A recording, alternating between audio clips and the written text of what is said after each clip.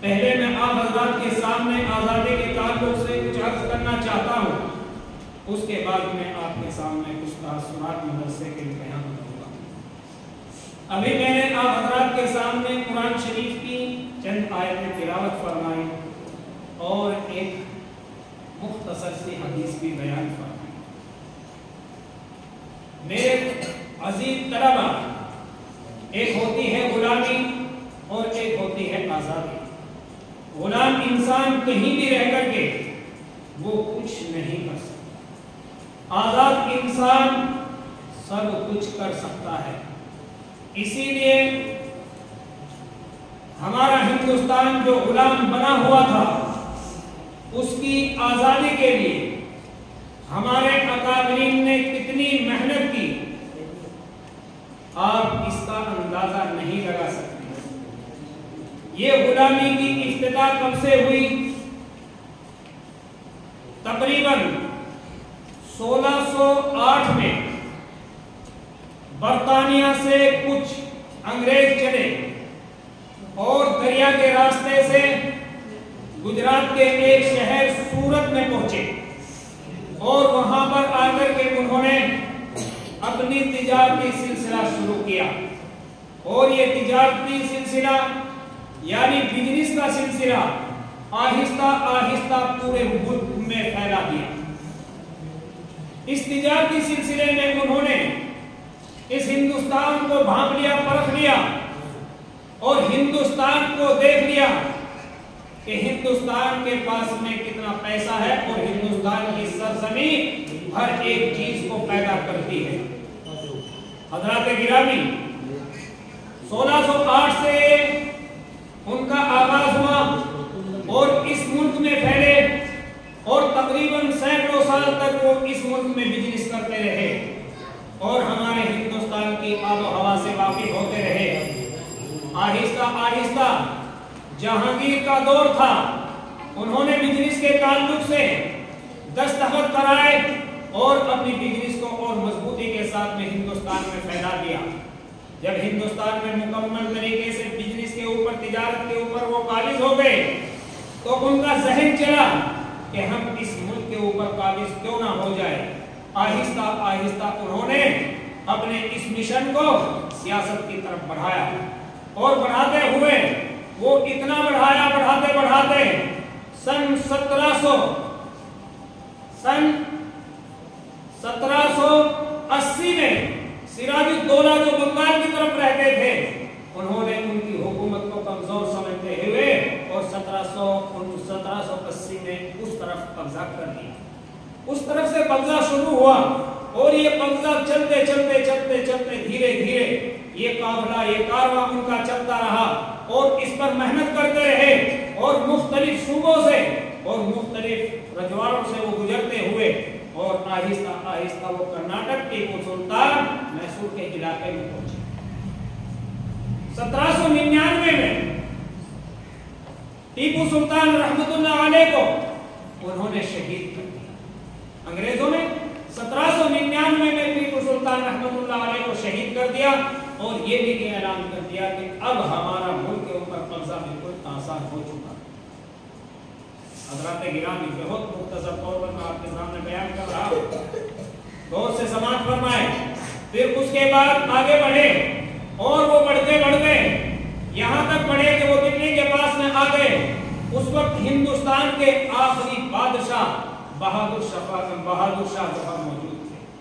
انہوں نے دلی کا گھیراؤ کیا، دلی کے قریب پہنچے، اور آہستہ آہستہ بہادر شاہ ظفر کو بھی گرفتار کیا، اور ان کے خاندان کے لوگوں کو قتل کر کے اور ان کے سروں کو تشت میں رکھ کر کے بہادر شاہ ظفر کے سامنے پیش کیا۔ یہ سب تقریریں، یہ سب باتیں آپ کو معلوم ہیں۔ بڑا عجیب دور تھا اس وقت۔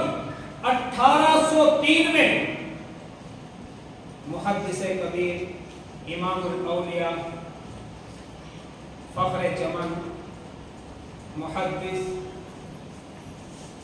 شاہ ولی اللہ، محدث دہلوی رحمت اللہ علیہ نے فتویٰ جاری کی، اور یہ کہا کہ اب ہمارا ملک غلام ہو چکا ہے، اب ہمارا ملک गुलाम हो चुका है और आजादी का फतवा दिया और आजादी की तहरीक शुरू।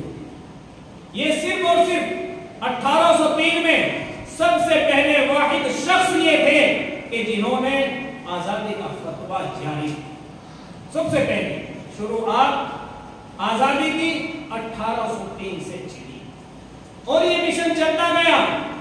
अंग्रेजों के साथ में झगड़ा चलता रहा, आजादी की तहरीक अपनी मंजिल मकसूद तक पहुंचती चली गई और आखिर ये हुआ कि उसी के साथ साथ में लड़ते रहे, झगड़ते रहे और ये मामला चलता चलता आखिर कहां तक पहुंचा। जब ये मामला जोर पकड़ने लगा तो जोर पकड़ने के बाद में ये मामला 1861 तक पहुंच गया। 1803 से 1861 तक पहुंच गया। 1861 में जब अंग्रेजों का दबदबा खत्म होने लगा और उनकी हुकूमत लरजने लगी तो बरतानिया के वाइस चांसलर ने यहाँ हिंदुस्तान के मुशीरों से मशवरा किया कि बताइए हिंदुस्तान के अंदर हमारी हुकूमत कैसे कायम रह सकती है। वहां के डॉक्टर वलीम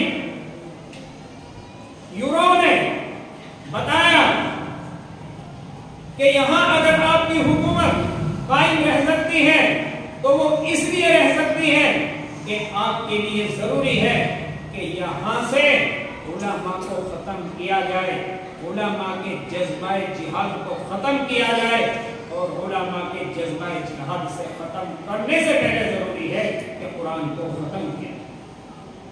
हज़रात गिरामी 1861 में 1861 से 1863 तक कुरान शरीफ के तकरीबन 3 लाख नुस्खों को जलाया गया, फूंका गया, दरिया में बहाया। उसी के साथ साथ में अंग्रेज का बस नहीं चला और हुकूमत हिलती गई तो फिर हुकूमतों ने अंग्रेजों की हुकूमत ने फैसला किया 1864 से लेकर के 1867 तक उलमाए किराम को शहीद करना शुरू कर दिया। ये 3-4 साल हिंदुस्तान की तारीख में ऐसे हैं कि उनको कभी भुलाया नहीं जा सकता और 51,000 उलमाए किराम को शहीद किया। और किस तरीके से शहीद किया, हम उन उलमाए किराम की शहादत को इस वक्त कैसे बयान करें। न जाने किस किस तरीके से शहीद किया। तांबे को जला करके उनको तागा गया, उसी के साथ साथ में तवों में तेल जला करके उसमें डाला गया, उनके पैरों में जंजीर डाल करके फाड़ दिया गया, हाथी के जरिए उनको कुचल दिया गया और न जाने किस किस तरीके से तकलीफ दे करके उनको शहीद कर दिया गया। हज़रात गिरामी उसी दौरान ये 1863 से 1867 तक का ऐसा दौर है कि इसको भुलाया नहीं जा सकता। हज़रात गिरामी उलमाए हिंद ने इन सब चीजों के ऊपर गौर व फिक्र करके और ये देख करके ये सिलसिला तो जारी रहेगा और इस तरीके से उलमा और मुसलमान और हिंदुस्तान के बासिंदे शहीद होते रहेंगे। तो 1866 31 मई या 30 मई 3 जुमेरात को दारुल देवबंद का क़याम संग बुनियाद रखी। ये भी गौर व फिक्र बात है। ये दारुल देवबंद एक तरफ तकवे का दारुल देवबंद तकवे की तरफ ले जाता है तो दारुल देवबंद तहरीक का भी आगाज वहीं से कराता है और दारुल देवबंद की हिंदुस्तान की आज़ादी के लिए अहम रोल अदा करता है। हज़रात गिरामी 1866 से ये तहरीक आज़ादी चलती रही और चलते चलते इसी तरीके से कत्ल गारत होता रहा और अंग्रेजों का मुकाबला करते रहे। तो उसी दौरान 1919 में जमीयत उलमाए हिंद का गठन किया गया और जमीयत उलमाए हिंद ने एक मिशन तैयार किया और वो ये किया कि अब हम आगे चल करके कब तक इसी तरीके से कत्ल गारत होते रहेंगे और मुकाबला करते रहेंगे जब तक के हिंदुस्तान का हर हिंदुस्तानी इस हज़्म को लेकर के नहीं खड़ा होगा जब तक हम अपने मिशन में कामयाब नहीं होंगे। तो उलमाए किराम ने 1920 में, याद रहे 1920 में एक मीटिंग की और मीटिंग करने के बाद में महात्मा गांधी को वहां पर शरीक किया और शरीक करने के बाद में पूरे हिंदुस्तान में उलमा ने अपने साथ में लेकर के महात्मा गांधी का दौरा कराया और हिंदुस्तानियों को आजादी के बारे में बताया। ये मामला चलता रहा, चलते चलते ये मामला 1857 तक पहुंचा। 1857 के बाद 1857 में हिंदू और मुसलमान का भी शहीद हुए। फिर 1857 के बाद जो मैं अभी आपको बताया है कि ये मामला 1920 तक पहुंचा और 1920 में हिंदू और मुसलमानों से मिलकर के जो मुकाबला किया तो 27 साल में हिंदुस्तान को अंग्रेजों से पाक साफ किया और 14 अगस्त की रात यानी 15 अगस्त 1947 में ये इतना बड़ा मुल्क आजाद हुआ। तो हज़रात गिरामी, ये मुख्तसर सी तारीख जो है हिंदुस्तान की आज़ादी की है। आज़ादी बहुत बड़ी चीज़ है, आज़ादी के बगैर इंसान कुछ नहीं कर सकता। फिर इस हिंदुस्तान में सबको आज़ादी के साथ में रहने का हक मिला और हिंदू मुस्लिम सिख ईसाई आपस में प्यार और मोहब्बत के साथ में रहने लगे। तो हज़रात गिरामी, ये बहुत मुख्तसर सा वाक़या मैंने आपके सामने पेश किया है, मगर ये आज़ादी आपको चंद रोज़ों में नहीं मिली।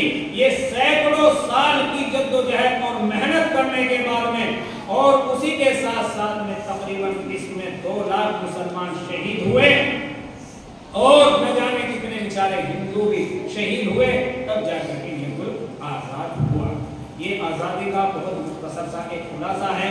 दूसरी बात मैं ये अर्ज़ करना चाहता हूँ, वक्त बहुत काफ़ी हो चुका है, आपने नाश्ता भी नहीं किया है। इस इदारे का अभी मैंने आप हज़रात के सामने बात बयान की कि दारुल देवबंद एक उस्ताद और एक शागिर्द से शुरू हुआ 1866 में और वो दारुल बना कि जिसने अपनी एक मिसाल कायम की और पूरी दुनिया में डंका बजाया हर एक एतबार से। तो हज़रात गिरामी, ये दारुल फला जो है ये आपके इल्म और हुनर को देख करके, आपकी इन सब चीजों को देख करके, हमने आपकी इंग्लिश में तकरीर सुनी, हमने आपकी अरबी में तकरीर सुनी, हमने आपकी उर्दू में तकरीर सुनी, अल्हम्दुलिल्लाह बड़ी खुशी हुई और दिल से दुआ भी निकली। और आप ये देखिए कि आप जिस नहज पर चल रहे हैं, आप जिस तरीके को अपना रहे हैं, जितनी संजीदगी के साथ में आप तालीम और तरबियत को हासिल कर रहे हैं, याद रखना मेरा दिल ये गवाह है और मेरा दिल इस बात को तस्लीम कर रहा है कि आने वाले वक्त में दारुल फला से फारिगीन हज़रात फख्र किया करेंगे और ये कहेंगे कि दारुल फला में हमने भी पढ़ा है और हम भी वहाँ के फारिग हैं। जो मौलाना के मंसूबात हैं और इसी के साथ साथ में मौलाना अब्दुल समद साहब का जो शौक है उसे देख करके हमें वाकई बड़ी खुशी हो रही है।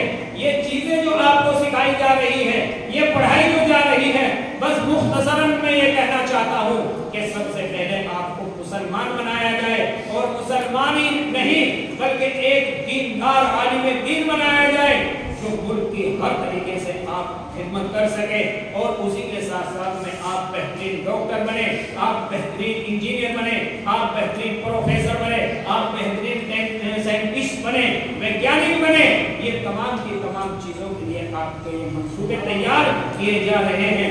आप हज़रात के इदारे के अंदर इतने काबिल उस्ताद हैं, इतनी अच्छी सोच के उस्ताद हैं, बड़ी संजीदगी और सूझबूझ के साथ में मेहनत कर रहे हैं कि हम उनके काम को बयान नहीं कर सकते। इसीलिए हज़रात गिरामी, मेरी आपसे बहुत दीवाना दरखास्त है कि आप इस इदारे के चमन हैं, आप इस इदारे की कली हैं, आप इस इदारे के फूल हैं, आप इस इदारे का सब कुछ हैं। इसीलिए मेरी तलबाए अजीज से ये दरखास्त है कि आप इसी तरीके से, जिस तरीके से आपकी तालीम और तरबियत और इल्म और हुनर से आपको आरास्ता कराया जा रहा है, समझाया जा रहा है, लम्हा ब लम्हा आपके दिलो दिमाग में उतारा जा रहा है और आपकी हर एक मिनट को कामयाब किया जा रहा है। मुझे उम्मीद है कि इंशाअल्लाह 100 के 100% जब आप यहाँ से कामयाब होकर के निकलेंगे तो वो दिन दूर नहीं कि आपका पूरे मुल्क के अंदर एक अच्छा मैसेज पहुंचेगा और आपकी वजह से दिगर इदारे भी इसी तरीके से काम करने लगेंगे और उसका अजर सदका जारी आपको पहुंचता रहेगा। बहरहाल ये बहुत मुख्तसर सी बातें, आपका वक्त देखते हुए, आपकी भूख और प्यास को मद्देनजर रखते हुए मैंने हजरत मौलाना जो हमारे शफीक भी हैं, रफीक भी हैं और उसी के साथ साथ में दिगर हजरात यहाँ पर मौजूद है, उनकी खिदमत और उनके हवाले से ये बात रखी है। इसलिए मेरी आप हजरात से मौजूदाना दरख्वास्त है और असातिज़ा से भी दरख्वास्त है कि अल्हम्दुलिल्लाह जिस तरीके से आप काम कर रहे हैं इसी तरीके से काम करते रहे। अल्लाह तबारक व तआला आपके इल्म व अमल में इजाफा फरमाए और उसी के साथ साथ में आपका सदका जारिया भी तैयार फरमाए। और तलबा अजीज से भी मेरी दरख्वास्त है कि आप भी अपने उस्तादों का अदब एहतराम करते हुए अपनी मंजिल को आगे बढ़ाते रहे। वाखिर दावाना